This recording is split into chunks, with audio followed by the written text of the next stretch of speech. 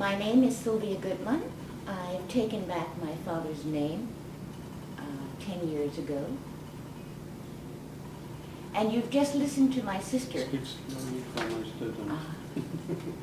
You've just listened to my sister Suzanne talk to you about life up until our parents were deported and murdered in Auschwitz.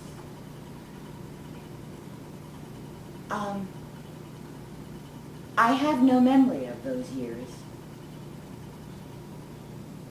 My first memory of my life is when I'm 7 years old and I'm on a ship that used to hold cows. They would bring them to slaughter. And I remember walking around on the ship, and every woman that looked at me with some kindness in her eyes, I would run over to her and I would say, "Please be my mommy. Will you be my mommy?"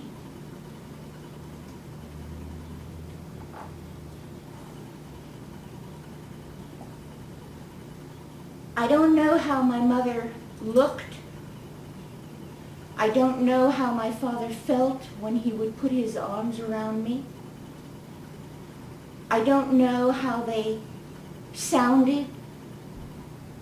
I don't know how they felt. I don't know the smell of their skin. I don't know what clothes they wore. I don't know how they smiled. I don't know how they sounded when they cried. The only way that I have my parents are in documents that I have gotten from Rivelates and from the OSE and from the International Tracing Service in Germany, telling me that Papa was on Convoy 48 from Drancy to Prison Fresnay to Auschwitz, and that he was gassed on February of 1943. And the only way that I know my mother is that she was ripped from me, and she was taken from me when I was 3 years old. And on September 13th, on convoy number 34, my red-haired, blue-eyed, 34-year-old mother was shipped to Auschwitz and gassed. And the reason that I know that they were gassed is because they never had a number.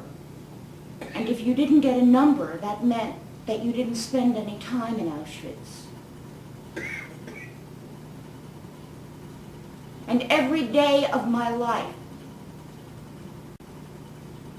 at least once a day, I think about how it was for her in that cattle car, all alone.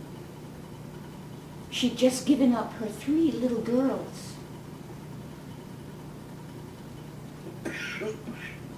And I feel so bad because I wished I could have been with her, to make her feel better maybe, to take her mind off of the horror